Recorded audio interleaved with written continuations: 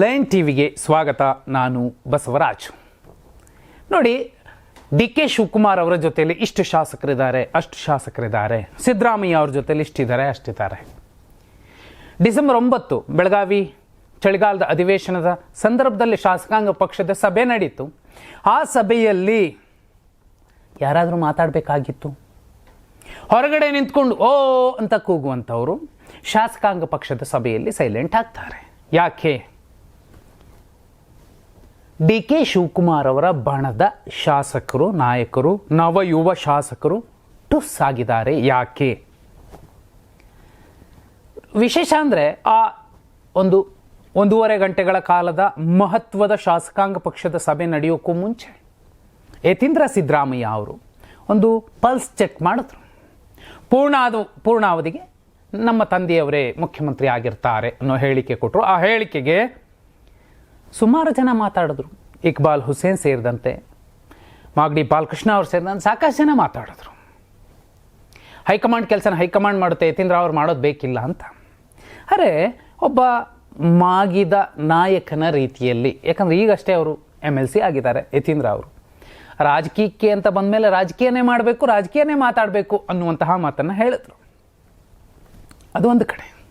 ಆದರೆ ಇಲ್ಲಿ ಕೆಲವರು ಶಾಸಕಾಂಗ ಪಕ್ಷದ ಸಭೆ ಕರೀಲಿ, ನಾವೆಲ್ಲ ಮಾತಾಡ್ತೀವಿ, ಈಗಷ್ಟೇ ಗೆದ್ದಂಥವ್ರು ಶಿವಗಂಗಾ ಬಸವರಾಜು, ಇಕ್ಬಾಲ್ ಹುಸೇನ್, ಈ ಕಡೆ ಹೊಸಕೋಟೆಯವರು, ಘನವೆತ್ತ ನಾಯಕರು ಶರತ್ ಬಚ್ಚೇಗೌಡರು, ನಯನ ಮೋಟು, ಹೀಗೆ ಕೆಲವರು. ಆದರೆ ಶಾಸಕಾಂಗ ಪಕ್ಷದ ಸಭೆ ಅನ್ನುವಂತಹ ಒಂದು ಸಿಂಹದ ದರ್ಬಾರ್ನಲ್ಲಿ ಎಲ್ಲರೂ ಕೂಡ ಸೈಲೆಂಟ್ ಆದರು, ಟುಸ್ ಆದರು. ಇದಕ್ಕೆ ಬಹುಮುಖ್ಯ ಕಾರಣಗಳಿದ್ದಾವೆ. ಅವರ ನಾಯಕನೇ ಇಲ್ಲಿ ಎಲ್ಲೋ ಒಂದು ಕಡೆ ಸೈಲೆಂಟ್ ಆಗಿದ್ದು ಬಹುಮುಖ್ಯ ವಿಚಾರ. 5 ಕಾರಣಗಳನ್ನು ಇಲ್ಲಿ ನಾವು ಗುರುತಿಸಬಹುದು. ಯಾಕಂದರೆ ನಾನು ಒಂದೊಂದು ಕಾರಣಗಳನ್ನು ನಿಮಗೆ ಎಕ್ಸ್ಪ್ಲೈನ್ ಮಾಡಿ ಹೇಳ್ತೀನಿ. ಆ 5 ಕಾರಣಗಳಿಗೂ ಮುಂಚೆ ಯತೀಂದ್ರ ಅವರಿಗೆ ಸಿದ್ದರಾಮಯ್ಯ ಅವರೇ ಖುದ್ದಾಗಿ ಒಂದು ಕಿವಿ ಮಾತು ಹೇಳ್ತಾರೆ. ನಾವೀಗ ಯಾವುದು ಮಾತಾಡಬಾರ್ದು. ಹೇಳಿ ಕೇಳಿ ನೀವು ಬರೀ MLC ಅಲ್ಲ, ಸಿದ್ದರಾಮಯ್ಯ ಅವರ ಪುತ್ರ. ನಿಮ್ಮ ಮಾತಿಗೆ ಬೇರೆಯದ್ದೇ ಮಹತ್ವ ಕೂಡ ಬಂದು ಬಿಡುತ್ತೆ. ಅದನ್ನು ಹೇಗೆ ಬೇಕಾದ್ರೂ ಬಳಸಿಕೊಳ್ಳುವ ಸಾಧ್ಯತೆಗಳಿರುತ್ತೆ. ಮತ್ತು ಅನಗತ್ಯ ವಿವಾದ ಯಾಕೆ ಹೇಳ್ಕೊತೀರಿ? ಹೈಕಮಾಂಡ್ ಇದೆ, ಅದಕ್ಕೆ ಹೈಕಮಾಂಡ್ ಎಲ್ಲವನ್ನೂ ನೋಡ್ಕೊಳ್ಳುತ್ತೆ, ನೀವೇನು ಮಾತಾಡೋದು ಬೇಡ. ಇಲ್ಲ, ಆ ಕಡೆ ಮಾಜಿ ಸಂಸದರು ಅವರ ಅಣ್ಣನ ಪರವಾಗಿ ಮಾತಾಡ್ತಿದ್ದಾರೆ, ನಿಮ್ಮ ಪರವಾಗಿ ಯಾರೂ ಮಾತಾಡ್ತಿಲ್ಲ ಅಂದಾಗ ಮಾತಾಡಲೇಬೇಕಾಗತ್ತೆ ಅನ್ನುವ ಒಂದು ಕ್ಲಾರಿಟಿ ಕೊಟ್ಟರೂ ಕೂಡ ರಾಜಕಾರಣ ಅಂತ ಬಂದಾಗ ಒಬ್ಬರ ಪರವಾಗಿ ಆ ಮನೆಯವರೇ ನಿಂತರೆ ಅದು ಕುಟುಂಬ ರಾಜಕಾರಣನೇ ಆಗುತ್ತೆ. ಮೊದಲಿಗೆ ದೊಡ್ಡ ದೊಡ್ಡ ಶಾಸಕರು, ನಾಯಕರು, ಸಚಿವರುಗಳೇ ಮಾತಾಡ್ತಿದ್ದಾರೆ. ಭೈರತಿ ಸುರೇಶ್ ಅವರು ಹೇಳಿದ್ರು, BK ಹರಿಪ್ರಸಾದ್ ಅವರು ಹೇಳಿದ್ರು. ಅಂತಹ ನಾಯಕರ ಮಾತಿಗೆ ಒಂದು ಘನತೆ ಇರುತ್ತೆ. ಆದರೆ ಯತೀಂದ್ರ ಅವರೇ ಮಾತಾಡಿಬಿಟ್ರೆ ಕುಮಾರಸ್ವಾಮಿ, ದೇವೇಗೌಡರ ಥರನೇ ಆಗಿಬಿಡುತ್ತೆ ಅನ್ನೋ ಕಿವಿ ಮಾತನ್ನು ಹಿರಿಯರೊಬ್ಬರು ದೆಹಲಿಯಿಂದ ಹೇಳಿದ ಮೇಲೆ ಯತೀಂದ್ರ ಸಿದ್ದರಾಮಯ್ಯ ಅವರು ಸ್ವಲ್ಪ ಸೈಲೆಂಟ್ ಆಗಿದ್ದಾರೆ. ಇದು 1ನೇ ಕಾರಣ. ಶಾಸಕಾಂಗ ಪಕ್ಷದ ಸಭೆಯಲ್ಲಿ ಯಾರೂ ಮಾತಾಡದೇ ಇರೋದಕ್ಕೆ 2ನೇ ಕಾರಣ ಕೂಡ ಇದೆ. ಅದು ಹೈಕಮಾಂಡ್ ವಾರ್ನಿಂಗ್ ಕೊಟ್ಟಿರುವಂಥದ್ದು. ಈಗಾಗಲೇ ಐವಾನ್ ಡಿಸೋಜಾ ಅವರಿಗೆ, ಮಿಥುನ್ ರೈ ಅವರಿಗೆ ನೋಟಿಸ್ ಕೊಟ್ಟಿದ್ದಾರೆ. ಅದೇ ರೀತಿ ಯಾರಾದರೂ ಮಾತಾಡಿದ್ರೆ ಎಲ್ರಿಗೂ ನೋಟಿಸ್ ಇರುತ್ತೆ, ಹುಷಾರಾಗಿರಿ. ಅದರಲ್ಲೂ ಶಾಸಕಾಂಗ ಪಕ್ಷದ ಸಭೆಯಲ್ಲಿ ನೀವೇನೋ ಜಗಳ ಮಾಡಿಕೊಂಡ್ರಿ ಅನ್ನೋದು ಕಿವಿಗೆ ಬಿದ್ದರೆ ಅದು ದೊಡ್ಡ ಮೆಸೇಜನ್ನು ಕೊಡುತ್ತೆ. ಅದು ಕೂಡ ಬೆಳಗಾವಿ ಅಧಿವೇಶನದ ಸಂದರ್ಭದಲ್ಲಿ ನಿಮ್ಮದೇ ಪಕ್ಷದ ಮಾನ ಮರ್ಯಾದೆಯನ್ನು ನೀವು ಬೀದಿ ಪಾಲ್ ಮಾಡ್ತೀರಿ. ಯಾರೂ ಕೂಡ ತುಟಿ ಬಿಚ್ಚಬಾರದು. ಹೈಕಮಾಂಡ್ ಮೆಸೇಜ್ ಬಂದಿತ್ತು, ಅದು ಕೂಡ KPCC ಅಧ್ಯಕ್ಷರ ಮೂಲಕವೇ. 3ನೇ ಕಾರಣ, ಎಲ್ಲರೂ ಕೂಡ ಸೈಲೆಂಟ್ ಆಗೋದಕ್ಕೆ, ರಿಸ್ಕ್ ಬೇಡಪ್ಪ ಅನ್ನೋದಕ್ಕೆ ಮುಖ್ಯ ಕಾರಣ, ಅಹಿಂದ ನಾಯಕನನ್ನು ಎದುರು ಹಾಕಿಕೊಳ್ಳುವ ಶಕ್ತಿ ಯಾರಿಗೂ ಕೂಡ ಇಲ್ಲ. ನೋಡಿ, ನೇರ ಸಿದ್ದರಾಮಯ್ಯ ಅವರನ್ನು ವಿರೋಧಿಸಿದ್ರೆ ಏನಾಗತ್ತೆ? ಒಬ್ಬ ಶರತ್ ಬಚ್ಚೇಗೌಡರು ದೆಹಲಿಗೆ ಹೋಗಿದ್ರು, ಯಾವ ಫೋಟೋಗಳಲ್ಲೂ ಅವ್ರು ಕಾಣಿಸ್ಕೊಳ್ಳಲಿಲ್ಲ. ಯಾಕೆ? ನಾಳೆ ಅವರ ಕ್ಷೇತ್ರದಲ್ಲಿ ಗೆಲ್ಲಕ್ಕೆ ಸಾಧ್ಯನೇ ಇಲ್ಲ. ಇಲ್ಲ ಕ್ಷೇತ್ರ ಬಿಡಬೇಕು, ಇಲ್ಲ ಅಹಿಂದ ಮತದಾರರು ಗೆಲ್ಲಿಸದೆ ಅವ್ರ ಅಗತ್ಯವೇ ಇಲ್ಲದೆ ಗೆಲ್ಲಬಹುದಾದಂತಹ ಒಂದು 18 ಕ್ಷೇತ್ರಗಳಿದ್ದಾವೆ ರಾಜ್ಯದಲ್ಲಿ, ಅಂಥ ಕಡೆ ಹೋಗಿ ನಿಂತ್ಕೋಬೇಕು. ಅಲ್ಲಿ ಅವತ್ತಿನಿಂದ ಕುಟುಂಬ ರಾಜಕಾರಣ ಮಾಡಿಕೊಂಡು ಮಕ್ಕಳು, ಮೊಮ್ಮಕ್ಕಳು, ಮರಿಮೊಮ್ಮಕ್ಕಳಿಗೆಲ್ಲ ಟಿಕೆಟ್ಗಳನ್ನು ಕೊಡ್ತಿರುವಂತಹ ಜಾಗಗಳಲ್ಲಿ ಶರತ್ ಬಚ್ಚೇಗೌಡರಿಗೆ ಯಾಕೆ ಕರ್ಕೊಂಡೋಗಿ ಟಿಕೆಟ್ ಕೊಡ್ತಾರೆ? ಅದಾಗೋದಿಲ್ಲ. ಇಕ್ಬಾಲ್ ಹುಸೇನ್ ಅವ್ರದ್ದು ಲೆಕ್ಕ ಹಾಗೆ ಬರುತ್ತೆ, ಇದೇ ಶಿವಗಂಗಾ ಬಸವರಾಜ್ ಅವ್ರ ಲೆಕ್ಕನೂ ಹಾಗೆ ಬರುತ್ತೆ. 28ಕ್ಕೆ ನೋಡ್ಕೊಳ್ರಿ ಅಂತ ಈಗಾಗಲೇ ಮತದಾರರೇ ಹೇಳ್ತಿದ್ದಾರೆ, ಅಹಿಂದ ಮತದಾರರು. ಮೂರನೇ ಕಾರಣ, ಡಿ ಕೆ ಶಿವಕುಮಾರ್ ಅವರಿಗೆ ಹೈಕಮಾಂಡ್ನಿಂದ ಬಂದ ಒಂದು ವಾರ್ನಿಂಗ್, ಆಪ್ತರಿಗೂ ಕೂಡ ಖಡಕ್ ಸೂಚನೆಯನ್ನು ಕೊಟ್ಟಿದ್ದಾರೆ. ಯಾಕಂದರೆ ಯತೀಂದ್ರ ಹೇಳಿಕೆ ಡಿ ಕೆ ಶಿವಕುಮಾರ್ ಆಪ್ತ ವರ್ಣವನ್ನು ಅಕ್ಷರಶಃ ಕೆರಳಿಸಿತ್ತು. ಇದನ್ನು CLP ಸಭೆಯಲ್ಲಿ ಪ್ರಸ್ತಾಪ ಮಾಡಲು ಕೆಲವು ಶಾಸಕರು ಮುಂದಾಗಿದ್ದರು. ಆದರೆ ಡಿ ಕೆ ಶಿವಕುಮಾರ್ ಅವರು ಇದಕ್ಕೆ ಅವಕಾಶ ಕೊಡಲಿಲ್ಲ. ಈಗಾಗಲೇ ರಬ್ ಮಾಡ್ಕೊಂಡಿದ್ದೀವಿ, ಒಂದು ಪ್ರಮುಖ ವರ್ಗ ಕಾಂಗ್ರೆಸ್ಸನ್ನು, ನಮ್ಮಗಳನ್ನೆಲ್ಲರನ್ನ ಗೆಲ್ಲಿಸಬಹುದಾದಂತಹ ಅಹಿಂದ ವರ್ಗ ಕೆಂಗಣ್ಣಿನಿಂದ ನೋಡ್ತಿದೆ, ಮತ್ತಷ್ಟು ರಬ್ ಮಾಡ್ಕೋಬೇಡಿ, ಹೈಕಮಾಂಡ್ ಇದೆ, ಅತ್ಯಂತ ಸಂಯಮದಿಂದ ಸಹನೆಯಿಂದ ಪಡೆಯೋಣ ಅನ್ನುವಂತಹ ಮಾತನ್ನು ಹೇಳಿದ್ರು. ಆ ಕಾರಣಕ್ಕೋಸ್ಕರನೇ ಡಿ ಕೆ ಬಣದ ನಾಯಕರು ಹೆದರಬೇಕಾಯಿತು ಮಾತಾಡಲಿಕ್ಕೆ. ಇನ್ನು ಶಾಸಕರ ಲೆಕ್ಕ ನೋಡಿ, ಅಲ್ಲಿ 4-5 ಜನ ಎದ್ದು ನಿಂತ್ಕೊಂಡ್ರಂತೆ ಮಾತಾಡಲಿಕ್ಕೆ. ಶರತ್ ಬಚ್ಚೇಗೌಡರ ಜೊತೆಲಿ ಒಬ್ಬರು ಕೂತಿದ್ರು, ಮಾತಾಡ್ತಾ ಇದ್ರು. ಅವರನ್ನು ನೀವು ವಿಜುವಲಲ್ಲಿ ಅಬ್ಸರ್ವ್ ಮಾಡ್ಬೋದು, ಯೂಟ್ಯೂಬಲ್ಲಿ ಸಿಗತ್ತೆ.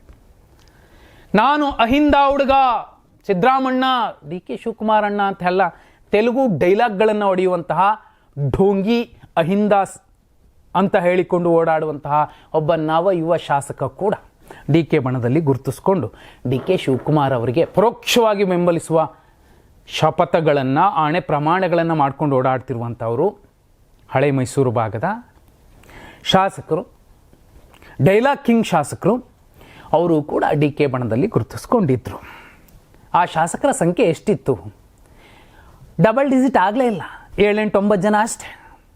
ಹೊರಗೆ 36-37 ಜನ ಅನ್ನೋರು ಅಲ್ಲಿ ಶಾಸಕಾಂಗ ಪಕ್ಷದ ಸಭೆಯಲ್ಲಿ ಡಿ ಕೆ ಶಿವಕುಮಾರ್ ಅವರ ಪರವಾಗಿ ಕೈ ಎತ್ತಿ ಅಂದರೆ 8-10 ಜನ ಬರ್ತಿದ್ದಾರೆ. ಅದು 10 ಅಲ್ಲ, 9 ಜನ ಬರ್ತಿದ್ದಾರೆ ಅಂದರೆ ಡಿ ಕೆ ಶಿವಕುಮಾರ್ ಅವರಿಗೆ ಇನ್ನೂ ಪ್ರಾಮಾಣಿಕವಾಗಿ ವಿಶ್ವಾಸಕ್ಕೆ ತೆಗೆದುಕೊಳ್ಳಬೇಕಾದಂತಹ ಅನಿವಾರ್ಯ ಸ್ಥಿತಿ ನಿರ್ಮಾಣವಾಗಿದೆ. ಯಾರೋ ಅವ್ರ ಡಿಸ್ಟಿಕ್ ಅವರು, ಮಾಗಡಿ ಬಾಲಕೃಷ್ಣ ಅವರು, ಇಕ್ಬಾಲ್ ಹುಸೇನ್, ಈ ಥರದವರು. ಮತ್ತು 1.5-6-7 ತಿಂಗಳ ಕಾಂಗ್ರೆಸ್ನ ಶಿಶು ಶಾಸಕರು ಅಂತ ಹೇಳ್ಕೊಂಡು ಓಡಾಡ್ತಿರುವಂಥವ್ರು, ಇತ್ತೀಚೆಗೆ ಕಾಂಗ್ರೆಸ್ನಿಂದ ಗೆದ್ದಂಥವರು ಉಪಚುನಾವಣೆಯಲ್ಲಿ, ಅವರು ಕೂಡ ಬೆಂಬಲಿಸಬಹುದು ಪರೋಕ್ಷವಾಗಿ. ಈ ನಂಬರ್ ತುಂಬ ಕಮ್ಮಿ ಆದಾಗಲೂ ಕೂಡ ಆತಂಕ ಬಂದಿದೆ ಆ ಬಣಕ್ಕೆ. ನಾವೆಷ್ಟು ಎಗರಾಡಿದ್ರು ಅಷ್ಟೇ, ತುಂಬ ಕಷ್ಟ ಇದೆ ಅಂತ. ಇನ್ನು ಕೊನೆಯ ಮತ್ತು 5ನೇ ಕಾರಣ, ಆಲ್ಮೋಸ್ಟ್ ಡಿ ಕೆ ಶಿವಕುಮಾರ್ ಅವರಿಗೆ ಈ ಆಸೆ ಹೋಗಿದೆ. ಅದು ಶಾಸಕರನ್ನು ನೆಚ್ಚಿಕೊಂಡು ಅಧಿಕಾರ ಪಡೆಯುವಂಥ ಆಸೆ ಹೋಗಿದೆ. ಯಾಕಂದರೆ ಶಾಸಕರು ಯಾವ ಟೈಮಲ್ಲಿ ಬೇಕಾದರೂ ಕೈ ಕೊಡ್ತಾರೆ. ಈಗ ಈ CLP ಸಭೆಯಲ್ಲೂ ಕೂಡ ಕೈ ಕೊಟ್ಟುಬಿಟ್ಟಿದ್ದಾರೆ. ಅಲ್ಲಿ ದೈತ್ಯ ನಾಯಕರು ಕೂತಿದ್ದಾರೆ, ಅವ್ರ ಎದುರುಗಡೆ ನಾನು ನಿಮ್ಮ ವಿರುದ್ಧ ಅಂತ ಹೇಳುವಂತಹ ಧೈರ್ಯನೂ ಇಲ್ಲ, ಸೈದ್ಧಾಂತಿಕ ಬದ್ಧತೆಯೂ ಇಲ್ಲ. ನಿಮಗಿಂತ ಸಿದ್ಧಾಂತದಲ್ಲಿ ನಾನು ಪಕ್ಕಾ ಇದ್ದೀನಿ ಅಂತ ಹೇಳುವಂತಹ ಸೈದ್ಧಾಂತಿಕ ಬದ್ಧತೆ ಇಲ್ಲ. ಅನುಭವಿಗಳು ಅಲ್ಲ, ಒಂದು ರಾಜಕೀಯ ಕ್ಷಿಪ್ರ ಕ್ರಾಂತಿಗೆ ಕೈ ಜೋಡಿಸುವ, ಏನು ಬಂದರೂ ತಲೆ ಮೇಲೆ ಹೇಳ್ಕೊಳ್ಳುವಂತಹ, ಉಸಾಬರೇನೂ ಇರಲಿ ಅನ್ನುವಂತಹ ಎದೆಗಾರಿಕೆ, ಛಾತಿ ಕೂಡ ಇಲ್ಲ. ಸೊ ಆ ಕಾರಣಕ್ಕೋಸ್ಕರ ಹೈಕಮಾಂಡ್ನೇ ನೆಚ್ಕೊಂಡಿದ್ದಾರೆ ಈಗಲೂ ಕೂಡ ಡಿ ಕೆ ಶಿವಕುಮಾರ್ ಅವರು. ಇನ್ನು ಈ ಯುವ ಶಾಸಕರನ್ನು, ಪಡ್ಡೆ ಶಾಸಕರನ್ನು ಕಟ್ಟಿಕೊಂಡ್ರೆ ಅಷ್ಟೇ.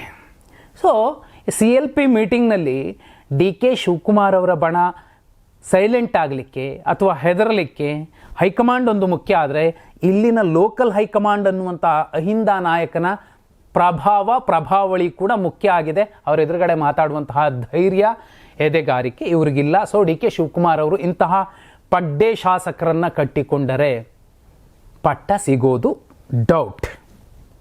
ಸೊ ಸಂಯಮದಿಂದ, ಸಹನೆಯಿಂದ, ವಿಶ್ವಾಸಕ್ಕೆ ತಗೊಂಡು ಅಹಿಂದ ನಾಯಕರನ್ನು ಆ ನಂತರದಲ್ಲಿ ಡಿ ಕೆ ಶಿವಕುಮಾರ್ ಅವರು ಕೇಳಬೇಕಾಗುತ್ತೆ, ನನಗೂ ಕೊಡಿ ಅಂತ. ಕೊಳ್ಳಿಲ್ಲ ಅಂದರೆ ಅದು ಕಿತ್ಕೊಳ್ತೀವಿ ಅನ್ನುವಂತಹ ಹೇಳಿಕೆಗಳನ್ನೇನು ಕೊಟ್ಟಿದ್ರು ಅದು ಸಾಧ್ಯ ಇಲ್ಲ. ಆ ಥರ ಮಾಡಿದ್ರೆ ಭವಿಷ್ಯದಲ್ಲಿ ಆ ಮನೆಯಿಂದ ಬರಬಹುದಾದಂತಹ ಯುವ ಶಾಸಕಿಯರಿಗೆ ಬಹುದೊಡ್ಡ ಹೊಡೆತ ಜನ ಕೊಡ್ತಾರೆ. ರಾಜಕೀಯವಾಗಿ ಅವರು ಅತ್ಯುನ್ನತ ಸ್ಥಾನಕ್ಕೆ ಇರೋದು ಸುಲಭ ಆಗೋದಿಲ್ಲ, ಕಷ್ಟ ಆಗುತ್ತೆ. ಸೊ CLP ಸಭೆಯಲ್ಲಿ ಡಿ ಕೆ ಬಣ, ಡಿ ಕೆ ಶಿವಕುಮಾರ್ ಸೈಲೆಂಟ್ ಆಗಲಿಕ್ಕೆ ಹೈಕಮಾಂಡ್ನಿಂದ ಹಿಡಿದು ಲೋಕಲ್ ಹೈಕಮಾಂಡ್ ಸಿದ್ದರಾಮಯ್ಯ ಅವರ ತನಕ ಶಾಸಕರ ಬಲ, ಬೆಂಬಲ ಕಮ್ಮಿ ಆಗ್ತಾ ಹೋಗ್ತಿದೆ, ಕ್ಷೀಣವಾಗ್ತಿದೆ. ಆದರೆ ಡಿ ಕೆ ಶಿವಕುಮಾರ್ ಅವರ ಆಸೆಯಾಗಿಯೇ ಉಳಿತಿದೆ. ಹಾಗಿದ್ರೆ ಡಿ ಕೆ ಶಿವಕುಮಾರ್ ಅವರು ಸಿ ಎಂ ಆಗಲಿಕ್ಕೆ ಸಾಧ್ಯ ಇದೆಯಾ? ಕಮೆಂಟ್ ಮಾಡಿ.